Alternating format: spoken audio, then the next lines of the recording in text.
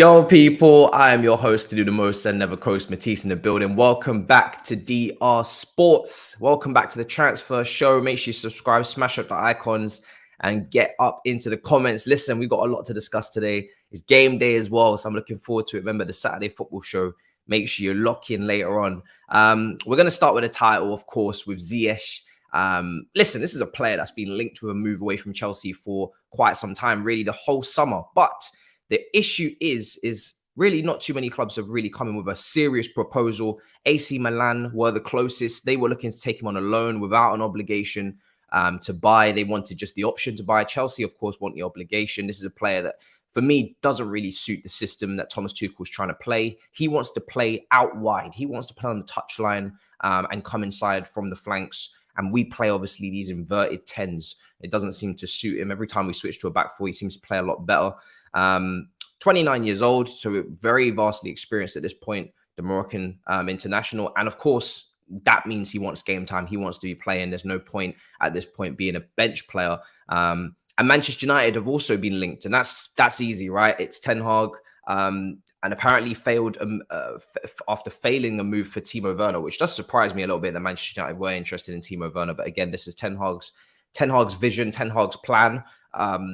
Still would be a better target than Arnautovic, in my opinion, in Timo Werner. But of course, he's gone back to RB Leipzig. So now the Ziyech links have continued again for Manchester United. Whether they actually make a strong proposal, I would personally feel that it would be a weird transfer for Chelsea to aid a potential top four rival. But listen, when you speak to Manchester United fans, some of them don't even believe they're even in a top four race after what happened against Brighton. Maybe for the right fee, this could really take place. And for Manchester United, I think it even could work because, listen, Ten Hag knows exactly how to use him. He knows how to get the best out of him. You guys do need another forward. You do need another winger. And this guy could be the option. I saw figures of around 8 million circling around months ago. I really don't expect Chelsea to sell to Manchester United for 8 million. But listen, maybe a deal can be done. The two clubs have done business before, whether it be Nemanja Matic, whether it be Juan Mata, whether it be, players of this ilk, high level quality players as well, so it's never off the cards that Chelsea could sell to Manchester United. They've done it before, but it would be a weird one as a Chelsea fan to see us potentially aiding a rival, but we'll have to see how that one materializes. Let me know in the comments, Manchester United fans, if you would want Ziyech. Just, if there's any Man United fans in the comments, would you want Ziyech? Would you be excited by Ziyech? Would you just be happy with Ziyech? Do you not want him? It'd be interesting to get your opinion on it, actually, because I'm not asked any Man United fans whether they even want this one to even go through. Let's see. Let's see some of these comments, man. Ready for us to silence Stamford Bridge. Yeah, that's from Harry Kane. Listen, let me not stress myself out about tomorrow, innit? Let's just enjoy the day. Because I don't even need to even picture what could happen tomorrow. I'm nervous. I'm not gonna lie to you. I'm never worried until now. You would take him even though he's 29. Yeah, I mean, listen, your team, I wouldn't even say it could do with experience. You've actually got quite a bit of it, but I just think it's the Ten Hag factor because he knows him. He knows how to get the best out of him. That's the only reason for me why it makes sense. I would say to you as a warning, if you do get him, Ziyech can be a very frustrating player. But when he's delivering at his best, then there is something there to buy into. To be fair to him, he had a good run of form last season for a good, decent stretch of games in the middle of the campaign. Won us some games with some late goals, but big issues for him is like I said, he turns over the ball quite a bit. And you've already got Bruno Fernandes who does a bit of that, so that could be a madness, to be honest. And then, of course, as well as injuries, he does pick up quite a few injuries, which you need to be wary of. So those are the two things I would say to keep an eye on if you're Man United. But yeah, for me as a Chelsea fan, would I want him to go? I don't mind. Listen, if he stays, then we need to look at changing the system, which we probably won't. If he goes, then fine. I'm not really going to go mad about it. Newcastle are also targeting Christian Pulisic. This is according to The Athletic. Chelsea will need to fend off interest from Juventus for the Italian midfielder Jorginho as they look to replace Rabiot. Now, I've also seen that Juve are looking at Paredes from PSG, and I think personal terms are already agreed on that midfielder if Rabiot does go to Manchester United, and personal terms they're our problem. You know, we spoke about that. Rabiot's mum, his agent, making personal terms very difficult to conclude and come by. But in terms of Pulisic, we'll start there. I mean, Newcastle, they're interested in wingers. We've seen throughout the window, whether it be Harvey Barnes, Hudson-Odoi, they've been linked to as well. Now Christian Pulisic. I don't know if Pulisic would make this move. I feel like Pulisic is a player that, of course, his marketing value is very high at Chelsea. So I don't even think he'll leave Chelsea this summer, in my opinion. I think it's more likely to be Ziyech or Hudson-Odoi, if not both, but definitely one. And then when you're looking at Pulisic, you're thinking new American owners, marketability. They probably give it one more year. I'd say they give it one more year. I know he's unsettled. His dad has definitely said it on Twitter, or at least alluded to it on Twitter on his own account, that, you know, he wants more playing time and they're frustrated and things like that.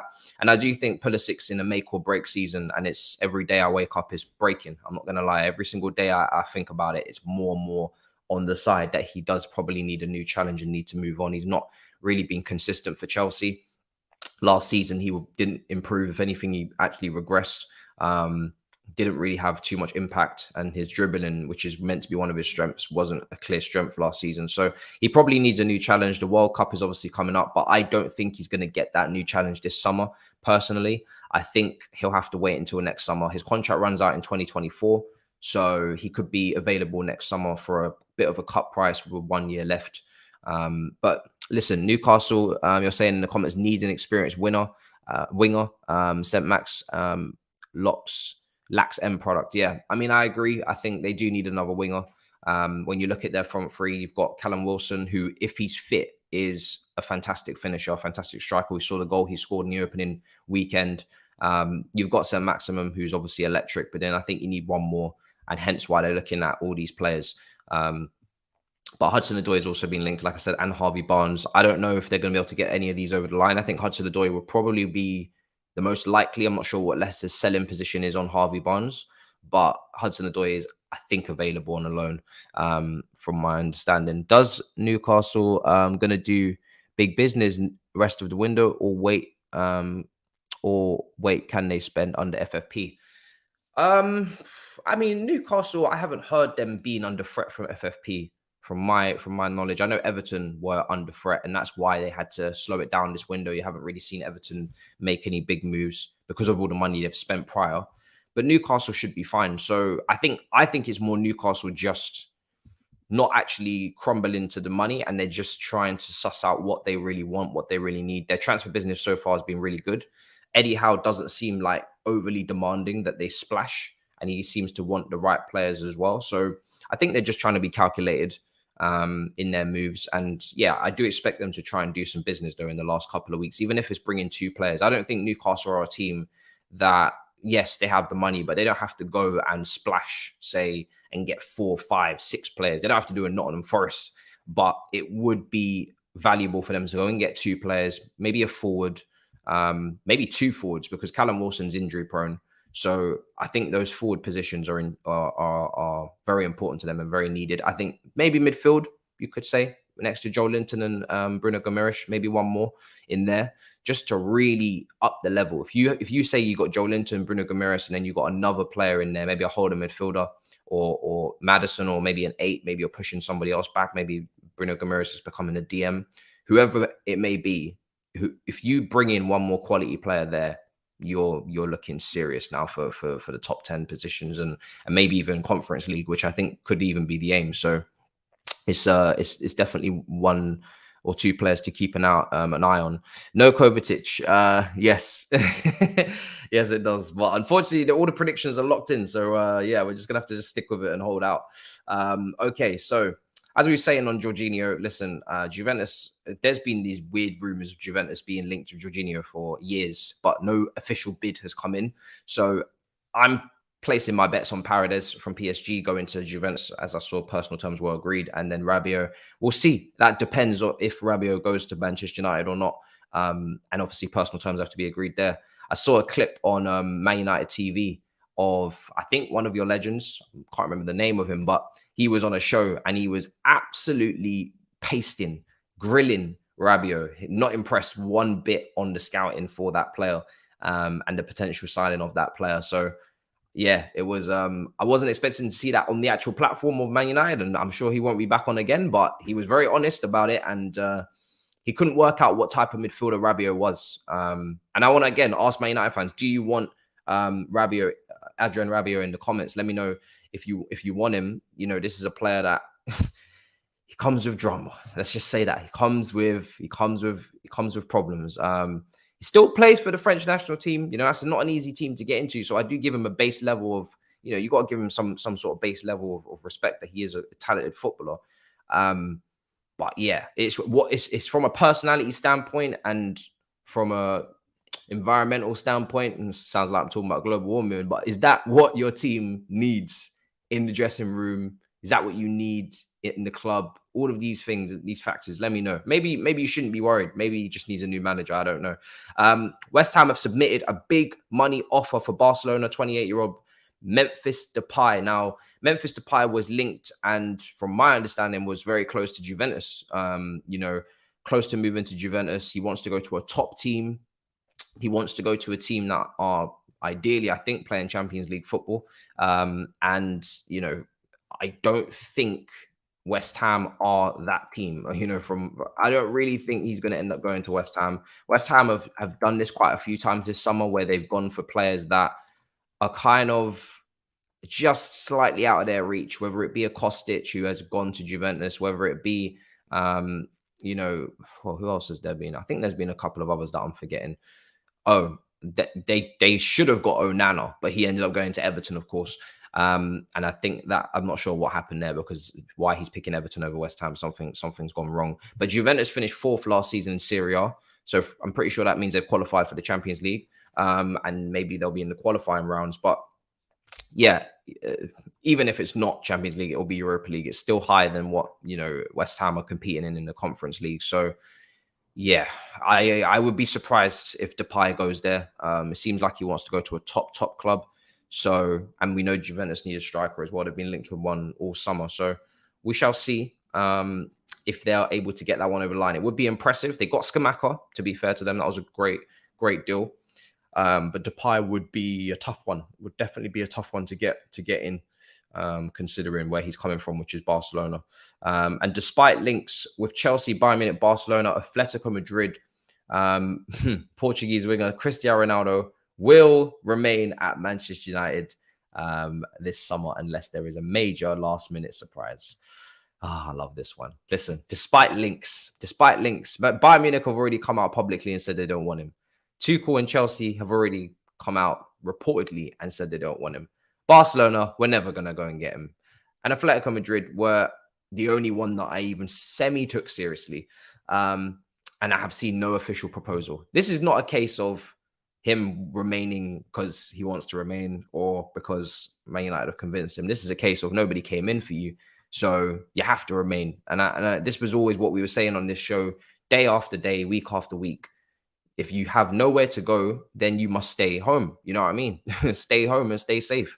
There's nowhere to go for you, so you can't make the move. Regardless of whether you want to go, you want to play Champions League football, Champions League level clubs have to be interested. And if they're not coming in, then there is no option. So for me, this was predictable. Ten Hag, you know, kept saying publicly he wants him to stay anyway. Man United are not budging. If it was a free and his contract ran out or they were willing to let him go for no money, then you just have to negotiate the wage. You can say definitely from a marketability standpoint, you would get your money back. But if you got to pay 20 million for Ronaldo at this point, and then the wage, I think it's just all too much for most clubs to gamble on. So you say January is off. Listen, we'll see what January holds. I don't know. Maybe he's got then 6 months left on his contract. Did he sign a 2-year deal? I'm not sure.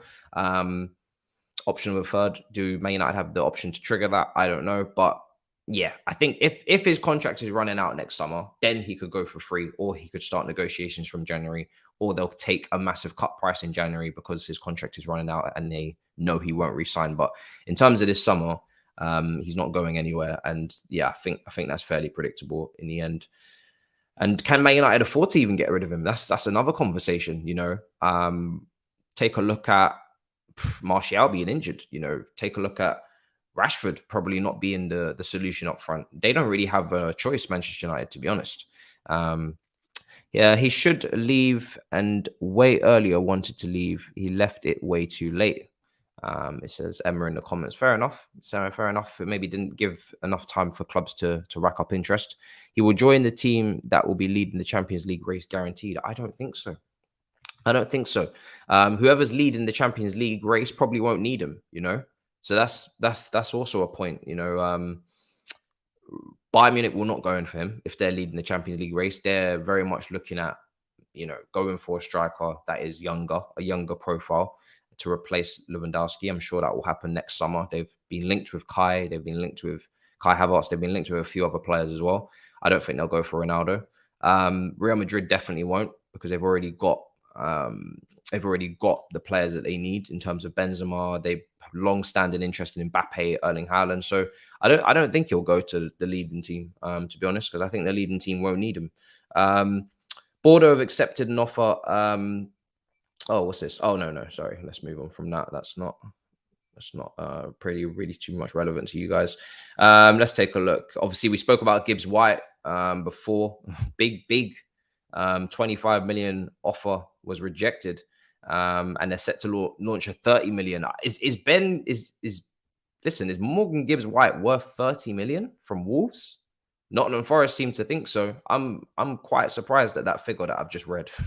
Yeah, 30 million for Gibbs White. I mean, wow. You let me know in the comments, but that sounds alarming. That sounds like a lot of money. I'm not going to lie to you. We've also seen that Napoli have agreed a deal with Ndombele with Tottenham for Ndombele. So that's obviously great for Tottenham to get him off the books. That's a player that, you know, Conte is not going to use whatsoever. And they're having a bit of a clear out of Tottenham. We've said it before, whether it be Winks, Ndombele, Lo Celso. I think Lucas Moura may have been up for transfer, but, you know, I think they'll probably end up leaving him. Tanganga, maybe. All of these guys, I'm not sure. I think they could possibly be available. One of those right wing backs could even be available as well, because you've got three of them, probably not necessary.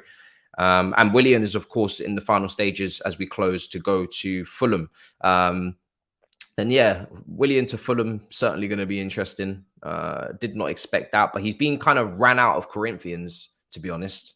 He's been run out of Corinthians, and so much so that I think they had him in armored cars or armored trucks to get him out. So he's looking to come back to London. You know, he's got a restaurant here with David Luiz, very comfortable. And yeah, he loves London. So he was at Arsenal. That didn't work out. Maybe Fulham. And yeah, if you pair him up there with Mitrovic, you might actually get something. So it's not actually the worst move. I don't know what condition Willian's in. I'm actually quite intrigued to see the level of Willian when he comes in. But yeah, it seems like an interesting one. If he's not on too much money and it's a one-year contract, maybe we'll see what he can bring to the team. But before we wrap up, let's just see what you guys are saying in the comments. Yeah, Ndombele to Napoli. That's almost done. Spent 50 million, I think it was 52, 55 million on Ndombele. Never spoken about really how much money Tottenham spent on him, and he's really not worked out whatsoever. Goes very under the radar. But yeah, well, listen, we're gonna wrap up. It's been a pleasure as always. Make sure you subscribe, smash up the likes, smash up the comments, and yeah, I'll be looking forward to seeing what you guys got to say down there.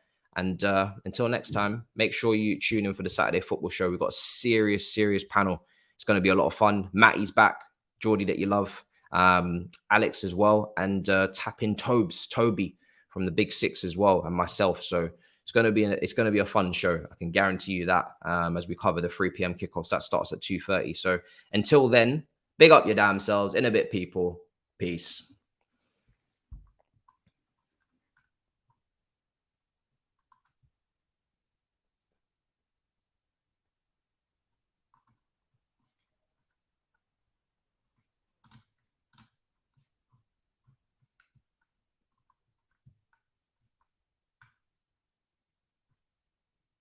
Okay, he's not going to play the outro. Let's check the comments.